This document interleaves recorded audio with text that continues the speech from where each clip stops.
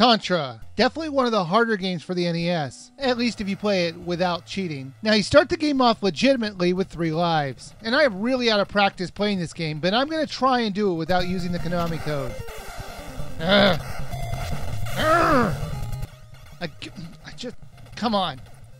Oh, I just can't do it. This game is just too hard with only 3 lives. But don't get me wrong, the title is really fun. I just wish I wasn't so out of practice that I can't beat level 1 without cheating. If you don't know what I'm talking about, I'm referring to the famous Konami code. The publisher Konami used the same cheat code for a few of their games, so they started calling it the Konami code. But it always did different things in every game they put it in. In this game, it gives you 30 lives to start out with, and it really helps out if you really suck at video games, like me. And yes, it is possible to put the Konami code in your PlayChoice 10 version of this game. But actually, it's not that surprising, since it doesn't really matter how many lives you have, since the PlayChoice 10 runs off a time limit. And it's kind of amusing that even after 20 plus years, I remember the old up, up, down, down, left, right, BA start code. Now you play the role of Bill and Lance, who you know they are tough guys because they refuse to wear shirts. Now instead of sending bombs or more troops, they decide to go in and stop the alien threat known as Red Falcon by themselves. In the arcade version, Red Falcon was the name of the terrorist group that you're trying to stop. However, in the American remake, they changed it to aliens. I guess if they didn't, the ending would be kind of strange.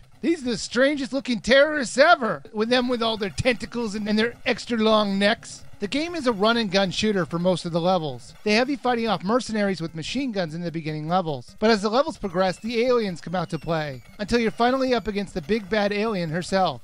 In the second and fourth level, they change up the action by putting the game in a different perspective. They have you storming a base to destroy the computers inside. I thought these sections were a fun change to the pace and did a great job of mixing up the gameplay. But what I really liked about this game was the way the levels were designed. It was always something different in every level you play. New enemies and obstacles. There's even a change in direction in the way you move through the level to keep everything fun and exciting till the end. To help your players out through the levels, there are times where you can get new weapons. Machine guns, flamethrowers, lasers, and everyone's favorite, the spreader. With a machine gun, you just hold down the fire button and it will never stop firing. The flamethrower shoots out spiral flames, the laser gun will shoot out lasers, and the spreader will fire out 3 bullets in 3 different directions. This one was the most useful of all the guns, since it could kill more than one person with its 3 bullets at a time feature. In addition to the gun upgrades, there were also upgrades that made your bullets come out faster, a kill everything on the screen bomb, and a brief invulnerability power. Another great part about this game was the ability to have 2 players play simultaneously. It did make the game a bit easier and a bit harder at the same time. Easier since you had an extra gun to kill people with, but harder since the first player could get so far ahead and advance the screen too far, it could kill the second player without even meaning to do it. Contra was a lot of fun back then, and it's just as much fun now. And if you ever get the chance to play it or download it off the Virtual Console when it becomes available, you should get it without question.